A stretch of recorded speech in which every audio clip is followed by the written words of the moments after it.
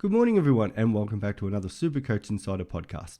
My name is Swiz, here to discuss my Supercoach BBL team discussion for round 5. But before we jump into that, as always, check us out on all our social media platforms, in particular YouTube, Spotify, and get in contact with us via Twitter, Supercoach Insider 100 or Swiz26. A little bit of content out this week. Ben and Chris released a bit of a footy chat while they were out suit shopping for Benny Boy's wedding, so check that out. I also had a quick NBL team discussion after an awesome week there. I think most people know how I went in that now, so hopefully my BBL team can somehow get close to that. That would be awesome. For me, it was 888 this week, all the 8s, which put me up another 800 spots, up to top 3,000 now, so slowly and surely heading towards that top 1,000 and see what we can do from there. Probably the only disappointing thing for me, because I got most things right with my team, it was just Darcy short on the pine. So Cartwright, unfortunately, with that rain-affected game, couldn't get involved as much as we would have liked with the bat. And that cost Matt short as well, only with the 10, Rogers with a 14. They were a little bit disappointing. But nonetheless, it was still a decent score, so I'm not too disappointed with that. But it's a hectic time right now because we're jumping straight from round 4 into round 5, so there's no rest time during this period. And even round 5 jumps straight into round 6, so school holiday period, they try to pump up as many games as they can, and with good reason, because you only have to have a look at the crowds. In particular, I think Brisbane, Sydney and Perth have been absolutely smashing their home attendance, so yeah, it is full-on BBL season. Round 5, again, Perth not playing, so it kicks off today, New Year's Eve, with Adelaide playing the Stars. Adelaide Oval, 7:15, so lock those trades in then. And then tomorrow we've got the doubleheader, Hobart versus Thunder into the Heat versus the Sydney Sixers. And then the second is the Melbourne Derby at the MCG. So, yeah, 4 games before we kick into finally some matches which involve Perth. So yeah, this week it's all about the Stars with their double. The unfortunate thing is they haven't really been that Supercoach friendly. They did get another win the other day, which was good for them, but that was led by Glenn Maxwell's heroics again. The guy can't do any wrong. Outside of him, there wasn't a lot to talk about. There's a lot of discussion about Bo Webster or not for this round.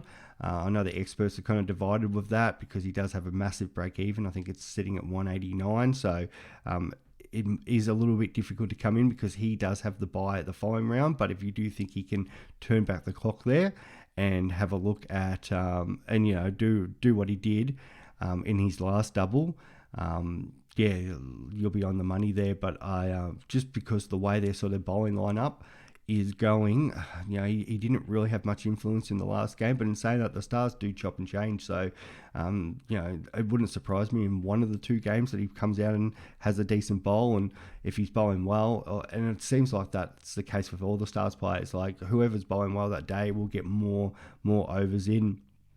There was a little bit concerned about the potential weather for the Brisbane game. And naturally this time of year we always see Melbourne and Brisbane, Sydney always get hit by some unfortunate weather, and there is still predicted storms around tomorrow, so just be mindful of that. I think by game time we should still be ready to go, but we only have to have a look at the other night where we had a shortened game, we had a washed out game, so it is something to be mindful of if you do have Heat and Sydney players, which for me it's only the one involved at the moment, which is Swepson. We did have a couple of players get dual position, and it's actually 5. So if you had Cam Bancroft, he is now a wicketkeeper batsman. Edwards is bats bowler. Anderson from the Hobart is bat bowl, same with Jordan. And Onrex is bat bowl. So probably the one that's really relevant going for the future is Jordan, because they do have a double coming up, the Hobart Hurricanes in round 7. And if you've got Bancroft and Edwards now, which have quite a few teams do, so that gives you a little bit of flexibility in what you want to do.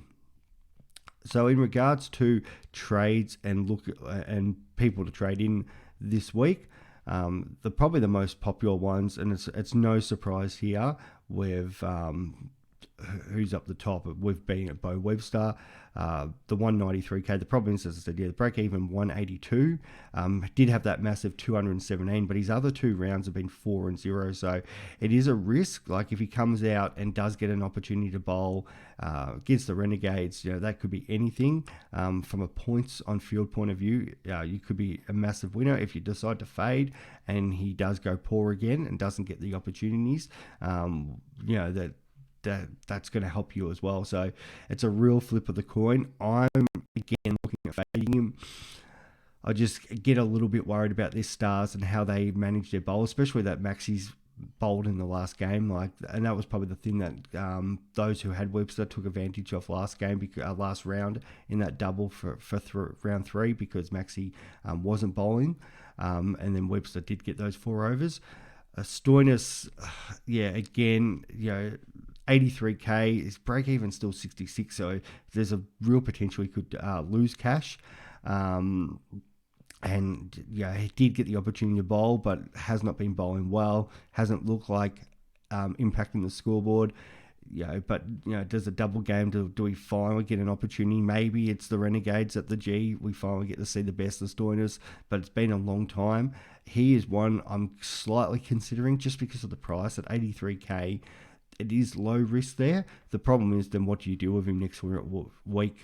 Because he's probably not going to make any cash to turn him into anything, and he just becomes kind of a bench player for you. So that is a hard one. Imad Wasim is right up there, break even of 65, so he's the next international. Scored a 53 on the weekend. If he was to score 98 for the round, he probably goes up 9k. So. Which that's a couple of games of 40. What's that? 45. So, could he do that? Take a couple of wickets in both games? Absolutely, he can. So I don't mind the move at Imad Wasim. It does give you at least some better cash to then flip to somebody the following week.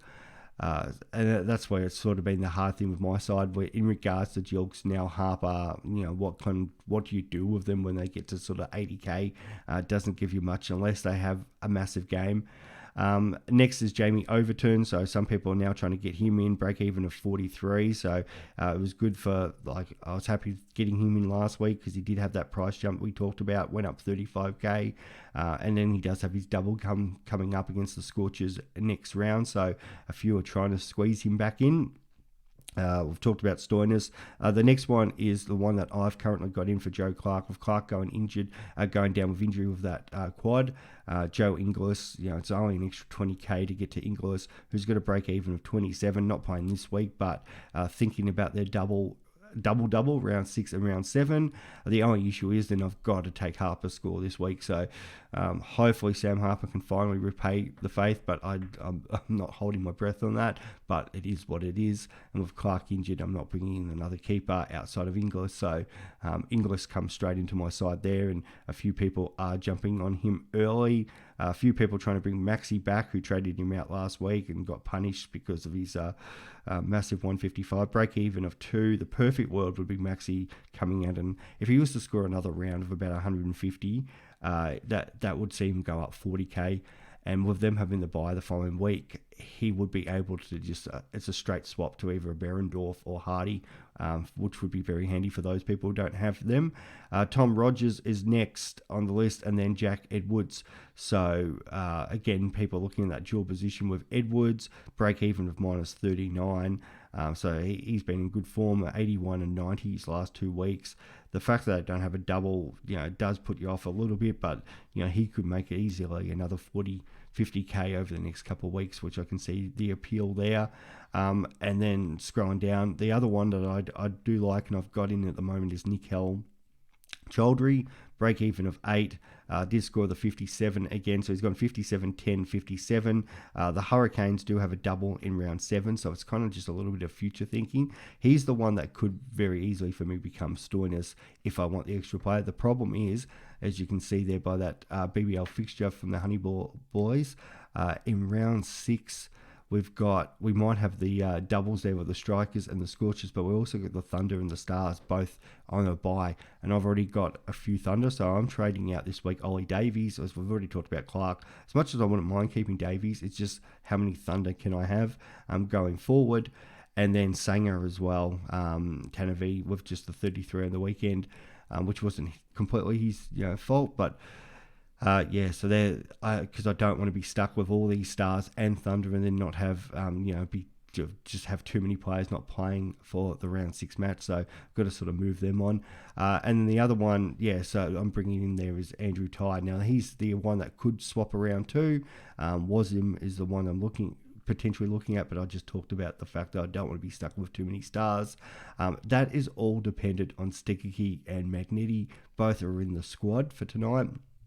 So if one of them get named, I can very easily keep Tye there. If neither are named, then that will be a swap. And then I'll look at then potentially bringing Wasim in just so I can have that extra Stars player on there. Still got a boost up my sleeve, which will be used for round 6, all going to plan. With the obvious ones at the moment was Sam's. Hopefully, if he can go up a little bit more K2, Sam's to Hardy, Maxwell to Berendorf. And then that kind of finishes off, if I do keep time, my bowlers for the round 6 clash. I am mindful that I don't want too many from that one game, but because Perth are playing Adelaide in both doubles, but at the same time, some are going to get off the chain in the first match and others are going to go well in the second match. So I think it kind of evens out a little bit there. And then the Scorchers, the fact that they do have the double in round 7, they're going to be very popular. So in a perfect world, I'd love to have 2 Scorchers now so I can have 4 Scorchers next week. And that will mean I'll have 4 for round 7 as well. And the Scorchers don't have a bye after that as well. So they're very keepable. So Inglis, Tye at the moment, the 2 I'm looking at, Berendorf and Hardy, potentially Richardson instead of maybe Berendorf if I want that extra cash. And then I can look at a couple of their other options. Maybe I will only bring in 3 Scorchers and then maybe try to even it out a little bit by either a Hurricane or a Brisbane player. I know a few people are looking at jumping on Johnson just because his break even's now -1. Spencer Johnson from the Heat, so he's not a bad option too. But I still prefer the Scorchers. They're in ripping form, very hard team to beat, and anytime that they have a double, you kind of want them. So that's kind of what I'm thinking with my side there. Vice captain, pretty easy one, Glenn Maxwell. We know people faded last time and went Webster, especially last year's winner Andrew. So I think he's pretty well on the Maxwell train too this time. It's very hard to ignore, especially if he's going to bowl. And then the captain back up. I've got Sam's there at the moment, but I think it'll be a pretty easy one for Maxwell. And having the 2 Scorchers, either of them will become the captain. I've got Darcy Short there on the pine because he does play tonight, but then I can loophole him. I'm pretty confident Jilks is going to play again, so Jilks can come on field in, Chaudhry or Hells can go on the bench there. I've also got the option if I want to swap Chaudhry around with Sam's. I can play around with those loophole options. So the only thing that really my team relies on this week is Sam Harper, which is not the greatest person to rely on, but just hopefully a couple of catches, maybe a stumping, run out, and he might have to pull one match out with the bat. How many hits have the Stars have so far? 2, 4. This will be, coming up to game number 7. So at one point you think he's got to get 1 score. Fingers crossed anyway for us owners. Hopefully you guys are all going well, and we will be back I'll be back for round 6 and only in a few days. So happy super coaching, all the best, and we'll talk soon. Happy New Year as well. Bye.